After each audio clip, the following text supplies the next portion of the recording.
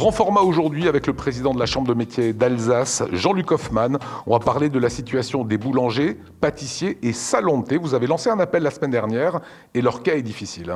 Oui, effectivement, on se trouve aujourd'hui dans la particularité d'avoir des boulangeries et des pâtisseries qui ont des salons de thé qui sont obligés de rester fermés par rapport, qui sont sous le même signe que les restaurateurs, en l'occurrence, donc fermés, et le chiffre d'affaires de ces boulangeries et de ces pâtisseries en pâtit. En fait, ce que vous souhaitez, ce que vous demandez au gouvernement, et on a le président Emmanuel Macron qui est juste derrière nous, donc il va vous entendre, c'est que les salons de thé et les restaurants aient la même réglementation. Exactement, parce qu'aujourd'hui ce n'est pas le cas à cause du code APE. Donc on considère que les boulangeries et les pâtisseries qui ont des salons de thé sont des endroits, sont des commerces qui sont ouverts et donc qui ont une réglementation qui est différente aujourd'hui des restaurants.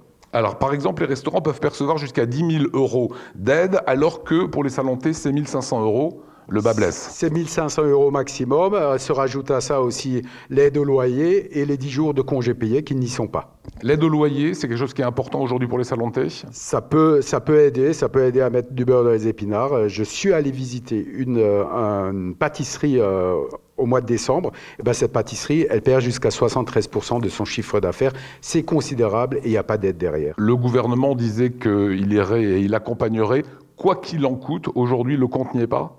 Le quoi qu'il en coûte, en l'occurrence, n'y est pas. N'y est pas pour nos boulangers et nos pâtissiers. Et certains, je vous assure, sont dans des difficultés financières qui sont énormes. Pourquoi votre voix va-t-elle plus porter ici en Alsace pour accompagner les boulangers-pâtissiers, Jean-Luc Hoffmann ? Déjà, c'est une particularité qui est un peu alsacienne. Ces salons de thé, on en retrouve un peu à Paris, mais principalement alsacienne. Beaucoup de boulangeries et de pâtisseries ont des salons de thé. Et puis, c'est pas assez porté au niveau national. Donc, j'ai écrit au ministre de l'économie et des finances. J'ai eu une réponse un peu laconique. Et aujourd'hui, je compte vraiment monter au créneau pour défendre cette particularité.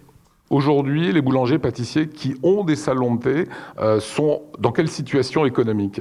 Écoutez, je pense qu'aujourd'hui, j'ai vu un pâtissier dernièrement, il se pose la question s'il doit débaucher du personnel. Et je peux vous dire que ce n'est pas du tout dans l'ADN de l'artisan d'embaucher pour débaucher un jour. C'est des situations tout à fait inédites. C'est aussi une situation qui est psychologiquement très difficile à tenir pour le chef d'entreprise.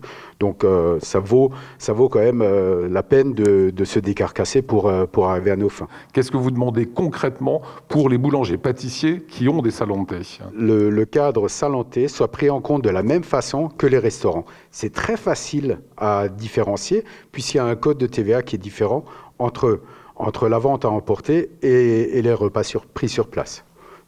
On attend, on espère et puis on va encore une fois monter au créneau.